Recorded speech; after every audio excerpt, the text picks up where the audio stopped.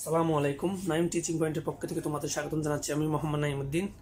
আজকে আমি নবম-দশম শ্রেণীর গণিত নবম শ্রেণীর ফিন্যান্স ও ব্যাংকিং বইয়ের অধ্যায় তৃতীয় অর্থের সময় মূল্য বিষয়টি নিয়ে আলোচনা করব। গত পর্বে আমি এই অধ্যায়ের বেসিক নিয়ে আলোচনা করেছি। আজকে আমি এই অধ্যায়ের সূত্র এবং সুদের হার নিয়ে আলোচনা করব।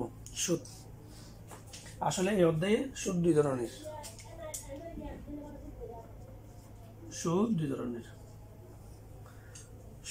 একটা হচ্ছে সরল সুদ আর একটা হচ্ছে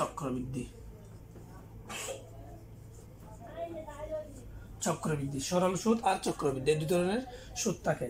এখন আমাদেরকে বুঝতে হবে সরল সুদ কি, চক্রবৃদ্ধি সুদ কি। সরল সুদটা হচ্ছে, মনে করো তুমি ব্যাংকে 1000 টাকা রেখেছো, ব্যাংক তোমাকে 10% সুদে প্রতি মাসে 100 টাকা করে মুনাফা দেয়। এই 100 টাকাটাই প্রতি মাসে 12 মাসে 12 বার দেয়, প্রতি মাসে সমানভাবে দেয়। এটাকে বলে সরল সুদ। যে সুদ সমাহারে দেওয়া হয় তাকে সরল সুদ বলে। এবার আসে চক্রবৃদ্ধি সুদ। চক্রবৃদ্ধি সুদটা আসলে কি, মনে করো তোমরা ব্যাংকে টাকা রেখেছো, ব্যাংক তোমাদের 10% হারে চক্রবৃদ্ধি সুদ দেবে। যদি 10% হারে চক্রবৃদ্ধি সুদ দেয়, তাহলে তোমরা প্রথম মাসে টাকা পেলে 100 টাকা তোমাদের সুদ দিল 1000 টাকায়। এর পরের মাসে গিয়ে কি হয়, এই 1000 টাকার সুদটা এটার সাথে যোগ করলে হবে 1100 টাকা। 1100 টাকার উপর 10% দিলে তুমি সুদ পাবে 110 টাকা। আবার এর পরবর্তী মাসে 110 টাকা কেন হলে, এখানে হবে কি 1210 টাকা। তোমাদের আসল হচ্ছে এখন 1210, এটার উপর 10% সুদ দেবে। এটাই হচ্ছে চক্রবৃদ্ধি সুদ। অর্থাৎ প্রথম যে লভ্যাংশ পাওয়া যায়, এটা পরবর্তী সময়ের জন্য এটা কি হয়ে যায়, আসলের সাথে যোগ করে আসল হয়ে যায়। এটাই হচ্ছে চক্রবৃদ্ধি সুদ। সরল সুদ হচ্ছে প্রতি মাসে সমহারে সমানভাবে দেবে। আর চক্রবৃদ্ধি হচ্ছে কি, প্রথমবার যে সুদ দেওয়া হবে ওই সুদটা পরবর্তী সময়ের জন্য আসল হয়ে যাবে, আসলের সাথে যোগ হয়ে আসল হয়ে যাবে। ওই সুদ আর আসলের উপর কি করবে, সুদ তোমাকে আবার মুনাফা দেবে। এটা হচ্ছে সরল সুদ আর চক্রবৃদ্ধি সুদের পার্থক্য। আশা করি তোমরা বিষয়টি বুঝতে পেরেছো। এবার আমরা সূত্র নিয়ে আলোচনা করব। সূত্র এই অধ্যায়ে সাধারণত দুই ধরনের অঙ্ক হয়ে গেছে। বর্তমান মূল্য, একটা হচ্ছে ভবিষ্যৎ মূল্য। এই দুই ধরনের অঙ্ক করতে হয়। বর্তমান মূল্যকে বলি আমরা পিবি, আর ভবিষ্যৎ মূল্যকে বলা হয় এফবি। এবার আমরা পিবি এর সূত্র লিখব।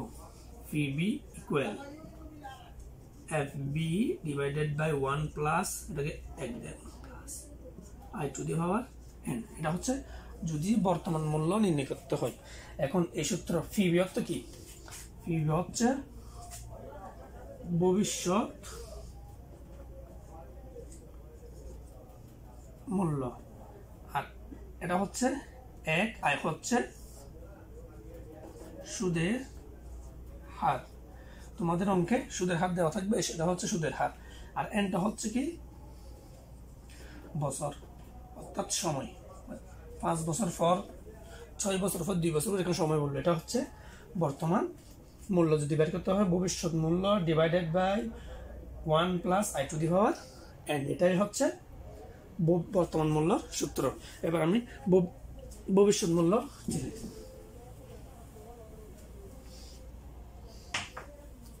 এবার হচ্ছে ভবিষ্যৎ মূল্যকে আমরা ইংরেজি বলি F B equal B into 1 plus I to the power N. এটা হচ্ছে ভবিষ্যৎ মূল্যের সূত্র। যদি অঙ্কে ভবিষ্যৎ মূল্য নির্ণয় করতে বলে, তাহলে তোমাদের এই সূত্রটি লিখতে হবে। এখানে পিবি, PRSENT প্রেজেন্ট বিল, অর্থাৎ বর্তমান মূল্য। আর একের মান তো একই থাকে, আর এর মান হচ্ছে সুদের হার, এন হচ্ছে সময়। আশা করি তোমরা বুঝতে পেরেছো। আশা করি তোমরা বুঝতে পেরেছো। এটা হচ্ছে বছরে যদি এই সূত্রগুলো সাধারণত ব্যবহার করা হয় বছরে একবার সুদ দিলে। যদি মনে করো এক বছরে 2 বার, বছরে 3 বার, বছরে 4 বার, বছরে 5 বার এইভাবে যদি সুদ দেয়, তাহলে এখানে একটি কাজ করতে হবে। তোমরা জাস্ট বছরের কিস্তির সংখ্যাকে আমরা সাধারণত এম দিয়ে প্রকাশ করি। এম হচ্ছে কিস্তির সংখ্যা। যেমন বছরে এন হচ্ছে 5 বছর, মনে করে এখানে এন এর মান যদি 5 হয়, বছরে 5 বার দেবে। এখানে বছরে 2 বার সুদ দেয়, তখন গুণ এম, আইয়ের নিচে এম, এন টা দেয়।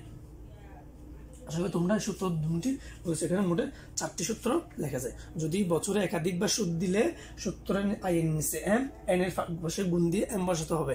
আর যদি বছরে একবার সুদ দেয়, তাহলে সূত্র হবে এম টা বসবে না।